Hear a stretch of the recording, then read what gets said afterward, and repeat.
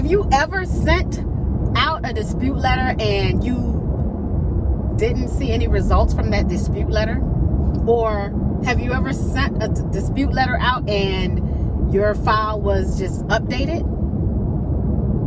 Well, if you want to know why that happened, keep watching. Hey, what's up? I'm Keto Billions, and in this video, I want to talk about dispute letters. When I started realizing the importance of credit and why you need credit and the power of utilizing credit, and as I was learning, I would run into people that would sell dispute letters.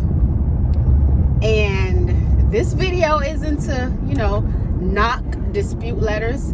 It's mainly to share what I wish I knew and what I wish I would have done when I was learning about repairing my own credit.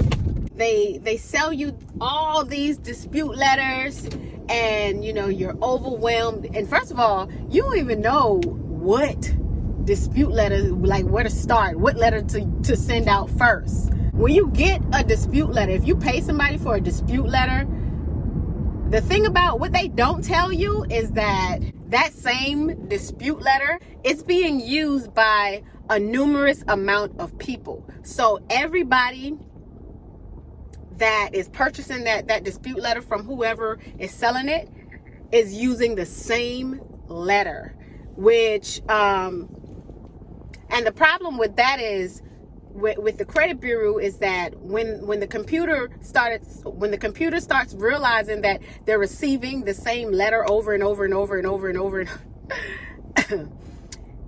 they stop allowing those letters to process, which means that your dispute will probably be ignored. So when it comes to purchasing dispute letters, what you want to do is you want to personalize that dispute letter so that it can sound like it's coming from a real person, not some kind of professional Karen. Okay, you want it to sound like your law, and I'm applying that law to my situation. So you apply that law to your situation. You need to personalize it. Don't send this letter word for word verbatim. Edit it. Make it personalized. Don't just change everything in red that because when some of them when they sell you these letters, it's they have it color coded, letting you know what to change, what not to change. Well, at least that's how it was for me with one of them. And then, but everybody that I've purchased from, they've never told me to customize the letter. And you want to customize it to your situation. You want that letter to speak for you. You want it to speak, to your situation, if that makes sense. I created a financial Facebook group. So if you want to be a part of my financial Facebook group, be sure to check out the description section of this video. As always, thank you so much for watching.